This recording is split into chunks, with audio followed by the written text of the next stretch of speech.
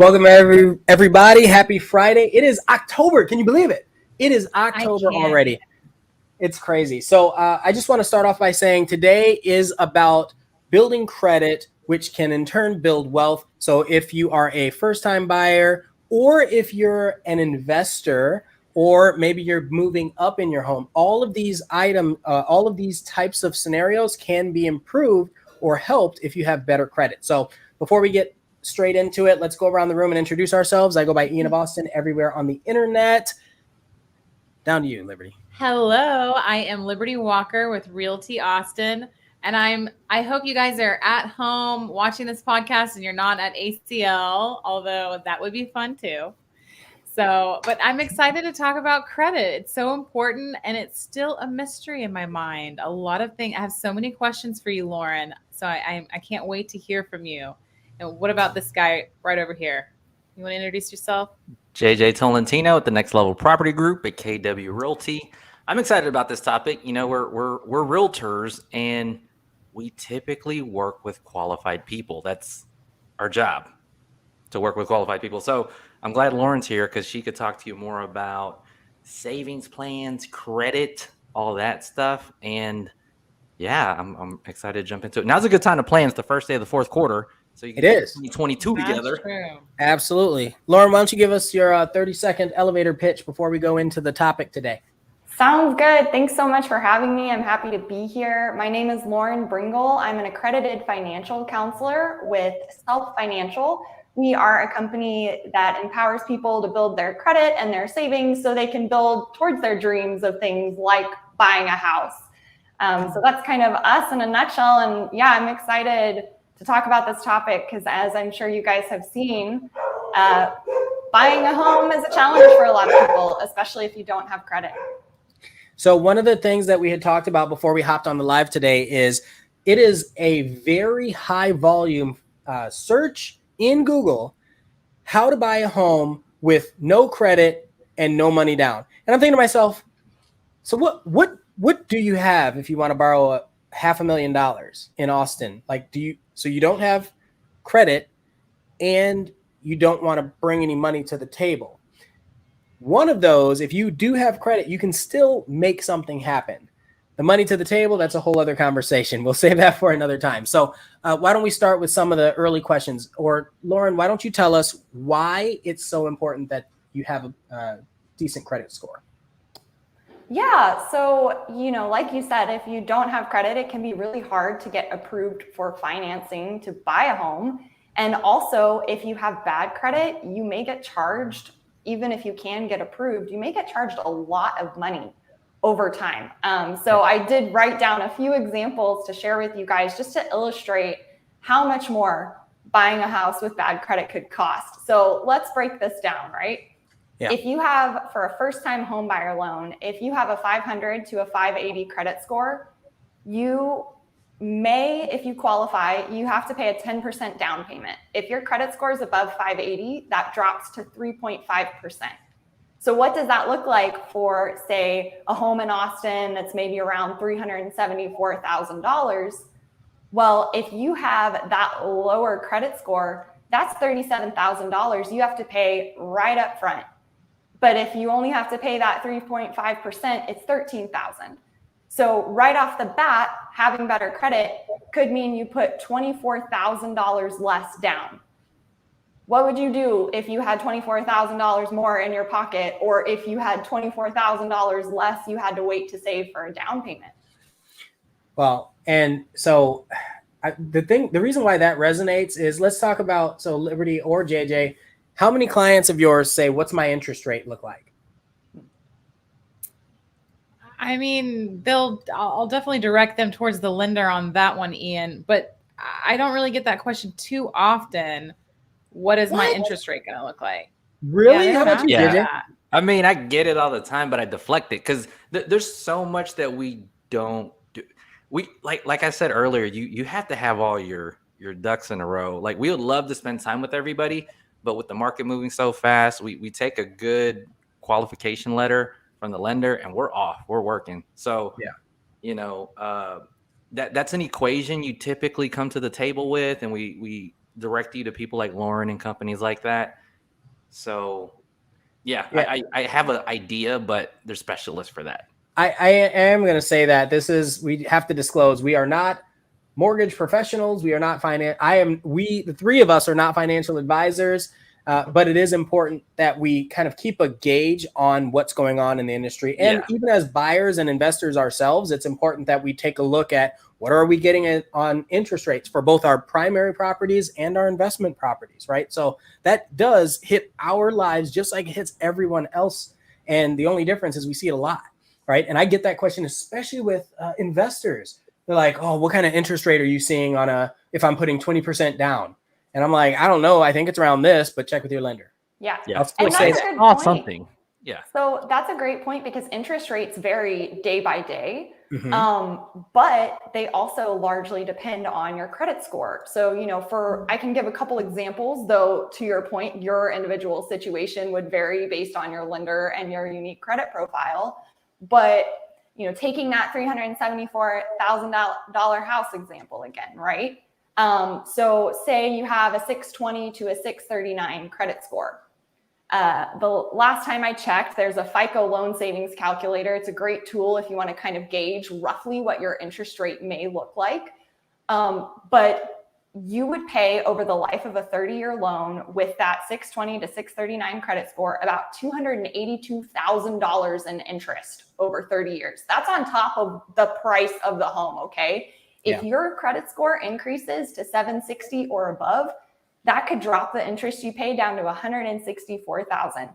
So the difference between those two score ranges could save you as much as $100,000 in interest over 30 years. So that's like, a 1 to 2% difference in interest when you're just a 5% interest rate or whatever may not sound like much, but you add that up over time and it's a huge difference. Well, Liberty, how easy is it to get a house for $375,000 in Austin?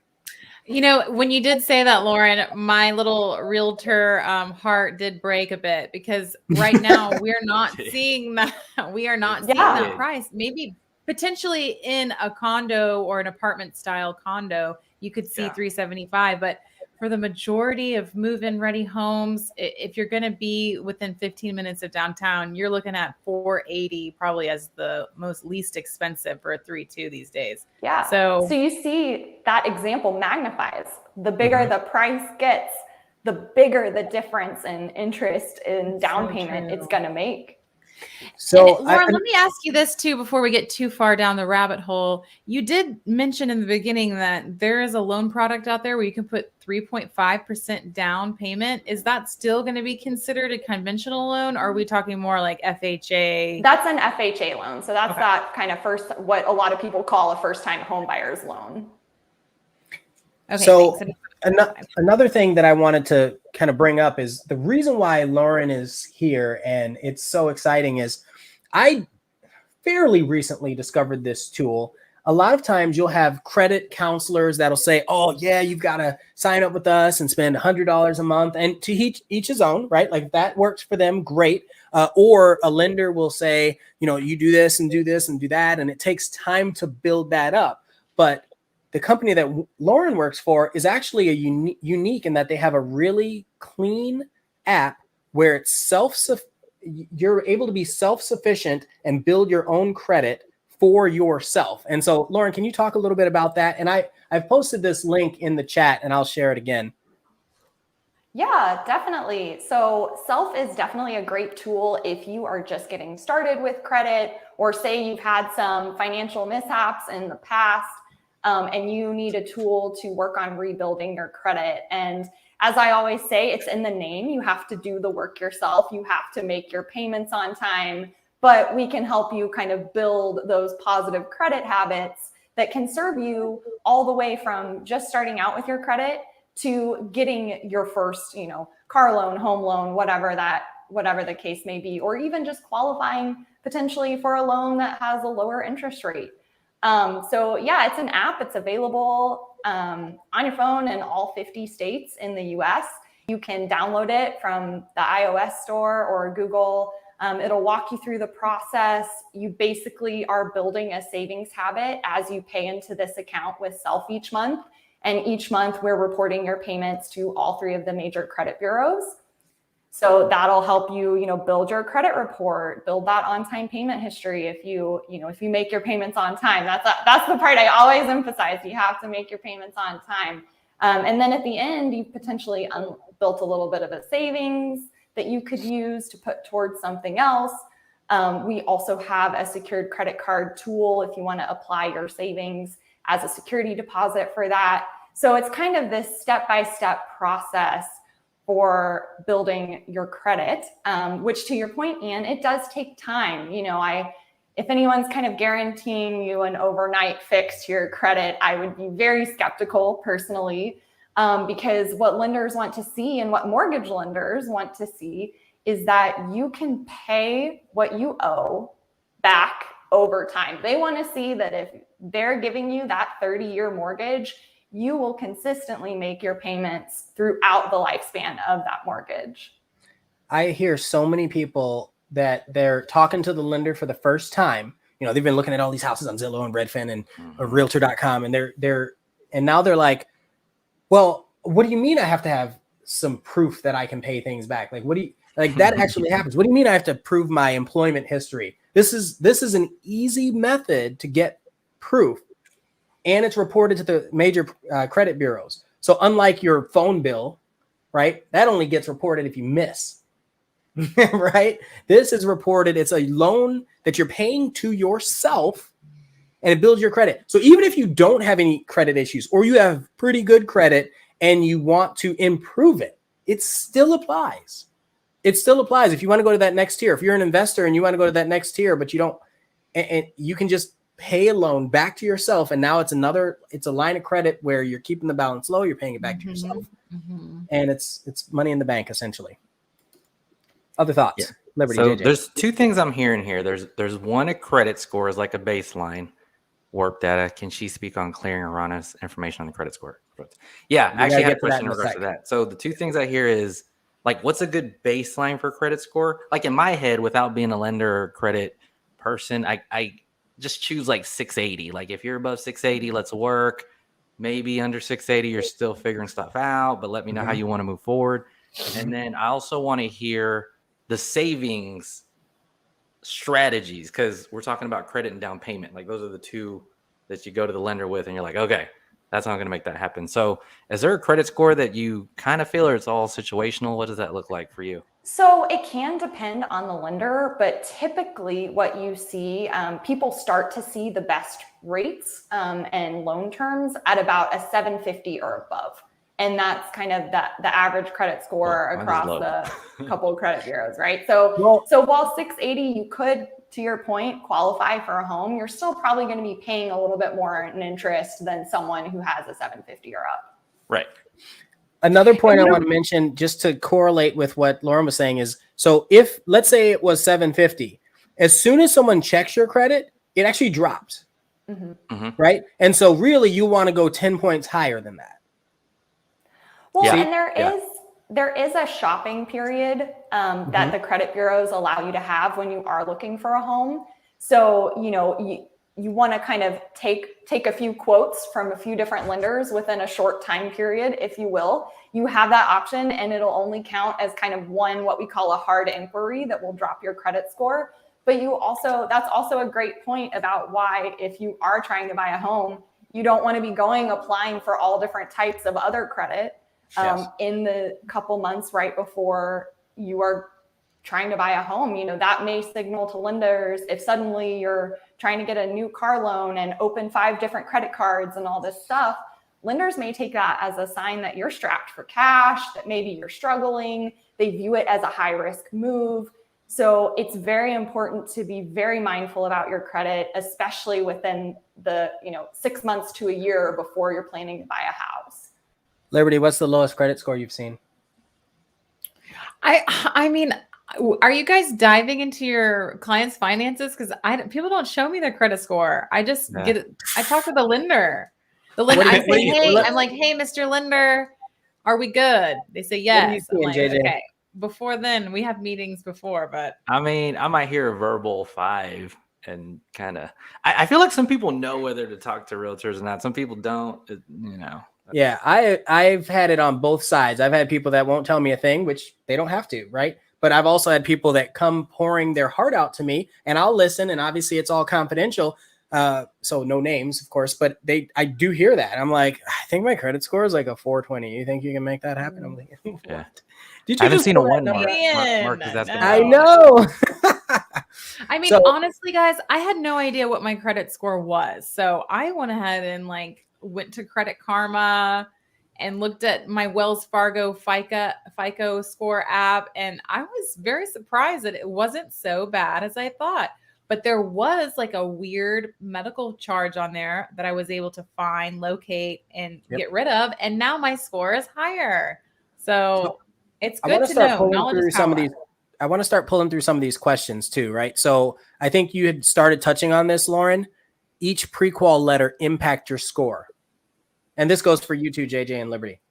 So anytime you actively apply for a new line of credit or a new mortgage, then a lender is going to do what's called a hard credit pull or a hard credit inquiry. And that's what's going to drop your credit score. So if you're just checking your credit score, like you said, on, Credit Karma or something like that, just for your own purposes, or pulling your own credit report, that's not going to impact your score. It's only if you're actually applying for a new credit product, say credit card, car loan, something like that.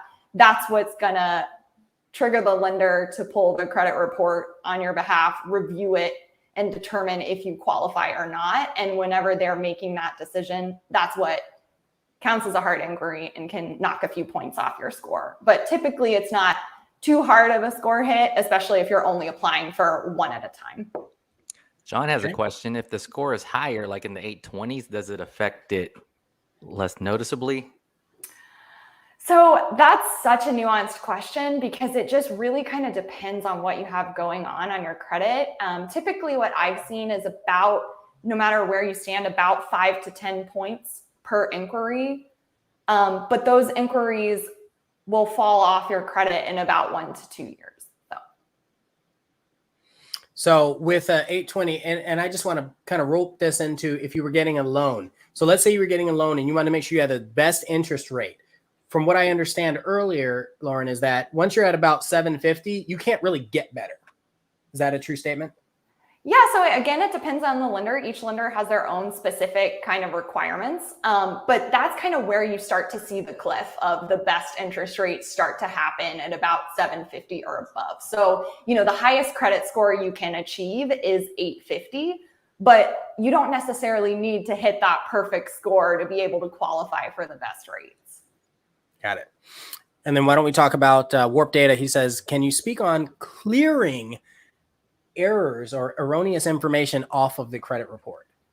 Yeah, so this is one of the reasons I always tell people, if you're planning to buy a house, pull your credit reports. There are 3 different major bureaus, so try to pull all 3 about 6 months before you want to buy a house, 6 months or more, because if you do spot errors, if you do spot incorrect accounts or anything, and you need to work with the credit bureaus or the lenders to get those incorrect accounts removed from your credit reports, it can take time. So you want to give yourself that time to review, to dispute the information if you need to. And another call out that's kind of important to keep in mind is you can only have incorrect information removed from your credit reports. So you can't information removed just because you don't like it or something like that, so that's an important call out as well. That's so funny. Okay. So let's assume you get your credit where it's at, your 690, and then the lender says you have to put 10% down. What's any more strategies? Are those more lending questions on the down payment part? On saving for the down payment. Yeah, I definitely need tips on this for myself. Yeah, so I say that there are 2 ways that you can save more money, right? You can either grow your income or cut your expenses.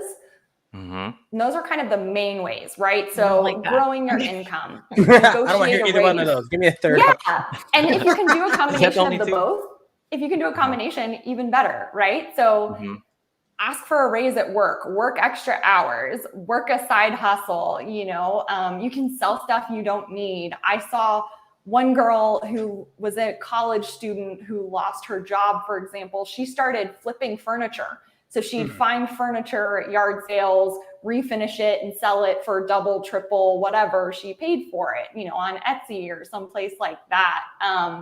There's different things you can do. You can meal prep, you can make your food at home, have your groceries delivered if you have a tendency like I do to go to the store when you're hungry and impulse buy. You know, having those groceries delivered kind of forces you to plan ahead.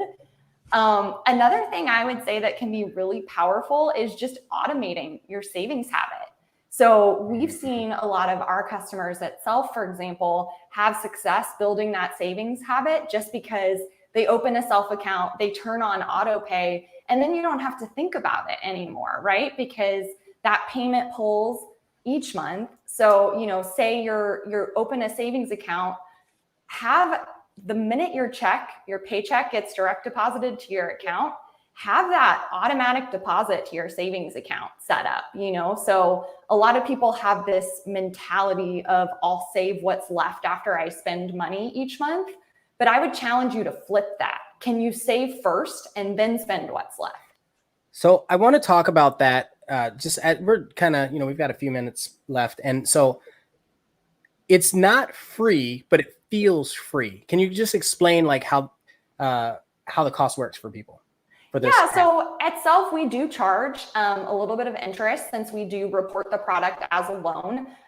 You know, there may be some fees, but typically those extra fees only apply if you know, get a late fee or something like that. So again, that's why I stress the importance of making your payments on time, you know, which is the number one, you know, it's a major factor in your credit score anyways. So that's a really good habit to build. We do charge a one-time fee to open your account, but it's typically about $9. And then our payment plans start at about $25 a month. But you can visit our pricing page for more details. You know, you can pick a plan that works best for your budget so you can make those payments on time. You're paying yourself $25 a month and it gets reported on credit bureaus. And then you might have a startup fee of $9. And as long as you're not late, then you don't have to worry about any crazy fees. It's great. And that's on the low end. Obviously, you can go much higher if you want, and then establish your down payment. Let's say you know that you have to have $10,000 to be able to cover your down payment and maybe your closing costs. Yeah, that's tough, but right, you can do that. So, and you can have it set up on a period of time that you like. If you want it to be 6 months, if you want it to be 2 years. Well, we currently have two different options that you can choose from. So we've got a couple payment plans that you can pay on for 12 months. And then we have a couple payment plans that will go to 24 months, so 2 years. So again, check out our pricing page for details since they do update occasionally. But we do try to provide a couple different options that, you know, people can pick which option best fits their goals. Liberty, you want to read this one?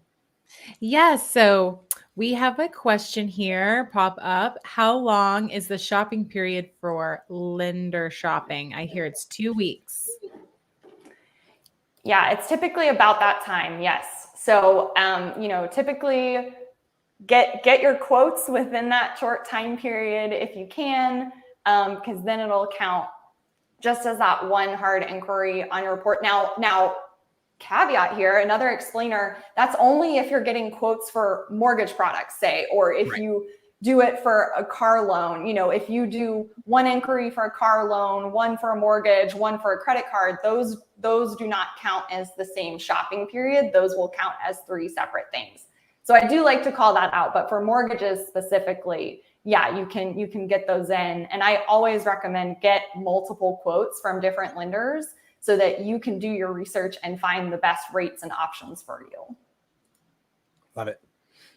I think this is hilarious. John says, our kids try to use that logic with us, with their grades, saying in effect that 75% should be just as good as 90% because we passed. And that's really funny. That's funny. John. I love that. That was good. And then John says, on a more personal note, we purchased a new build last December 10th, and we have about another 2 months or so to go. Your channel has been a tremendous help and a blessing through these crazy times. Thank you. Well, thank you, John. We love seeing you engage with our channel and our podcast. And congratulations on the new home to come. Yay. Hopefully Heck it'll yeah. close. You're right there at your next credit inquiry too. You're right there. So I just wanted to say the reason why we keep reading these out is because we're on Apple, Spotify, Google, Amazon, every podcast app out there. So it's good if people are listening in to hear what the comments are. And then there was a question earlier about Pflugerville Blackhawk. JJ, you want to take that? Oh, yeah, of course. I don't know where there's any other land at, and there's a bunch of farmers out here. I live across the street from cows, and it is a cool subdivision. I think it has a different level from other Pflugerville neighborhoods. You know, you got the community pools and just super awesome suburbia with your fishing ponds and trails and parks. So the one thing I want to say is not actually about Blackhawk, but about Coventry. I don't know if you've heard, but about a week ago, Coventry was purchased by Dreamfinder Homes. So I've got new builds from both of those builders. Dreamfinder is a solid builder, but not a top, like a high luxury builder. And Coventry is more of on the luxury end for builders. And so I don't know what's going to happen after the acquisition, if they're just going to keep Coventry around, if the warranties are going to be the same, or what's going to happen. So pay attention to that. That's all I'm going to say. But if you can get a really good deal because of incentives, the reason why they have incentives is because they were just acquired, and that might be of some help later. Yeah. Thank you for that, Ian. That's inspiring as we go into the weekend. And I'll just have one little thing to say about this. You know, credit, it might not be the most fun thing to think about all the time, but with anything, your health, your credit health, your financial health, it takes time and energy and intention. So really focus on that. And thank you so much, Lauren, because this truly is a resource for us all. And I can't wait to get my account going.